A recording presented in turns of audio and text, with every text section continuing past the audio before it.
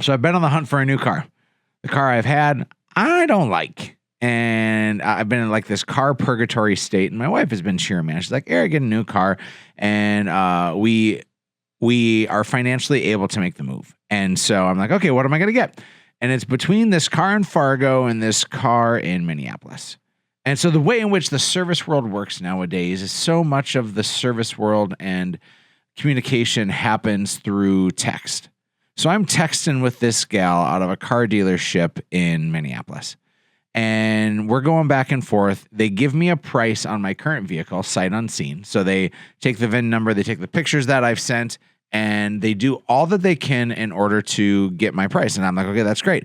And then the car that I'm looking at shows up online at a certain price. Well, they put new wheels on it and they put some sort of like clear coat thing on it. So it's now $9,000 more than what the ticket price was. And so I'm like, guys, come on. Like, I didn't even want those things. Like, do you have some room to move and negotiate? And they kind of just don't move. The sales manager calls me and he's like, yeah, here's why is we get a lot of these vehicles in and they all sell for top price. And so like, we don't have room to move, but I totally get it. I'm like, okay, well, let me go back to the place in Fargo. Cause gang, I always like a deal and I want to make sure I get the right car too. And I'm not just going to make this like rash decision. And I was leaning towards the Minneapolis car. Well, Fargo, I go and I test drive again. I'm like, I really like this car, and the dealership has been great to work with. And the gal happens to text me while I'm at work, the gal from Minneapolis. And as she texts me, she's like, hey, have you made any decisions? Are you making any movement on this?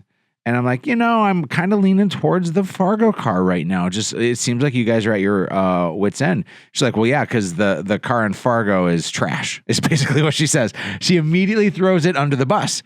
And she's like, yeah, it doesn't hold its value. That's why that they're giving it away. And I'm like, okay, well, no, I don't think so. And then the one that I'm looking at in Fargo is an EV. It's an electric vehicle. The one I was looking at in Minneapolis is a traditional vehicle. So she starts to say, like, actually, it's going to super depreciate in value. I then pull up on good old Chat GPT. I pull up the depreciation value between the Minneapolis regular car and the EV, the electric vehicle in Fargo. And the Minneapolis car depreciates faster. And so she just starts arguing with me. And then here's what she says. And I just thought, oh my gosh, this girl's got some gumption. She says, not here to go back and forth. It's completely your decision. I'm just letting you know why we aren't discounting our cars like Fargo is discounting theirs. I mean, the fact that you're using ChatGPT for your facts says a lot. We work in the industry and see market changes on the daily. And I thought, oh no, you didn't. You're right. Like, and so I responded back and I said, and you lost me with that. Have a good day. And then she goes, we were already too far off. Good day. And I just responded and I went, wow. And then, y'all, I decided to be a Karen. If you don't know, Karens out there, I'm sure you're lovely. But the societal term for Karen is kind of just somebody who like goes and complains to the manager. So I called the store and I said, can I speak to the manager? It was the guy that I had talked to the day previous. His name's Travis. And I'm like, Travis, he goes, oh my gosh, Eric, I just read the text message. He's like, I'm so sorry. He's like, you have no idea how mad I am right now at this person. And like, I made the call not to complain, to be like, let me speak to the manager. I was like, man, I owe this guy a solid, because if someone is ruining his business's reputation and is treating somebody that way, like if I'm in his position, I want to know when that happens.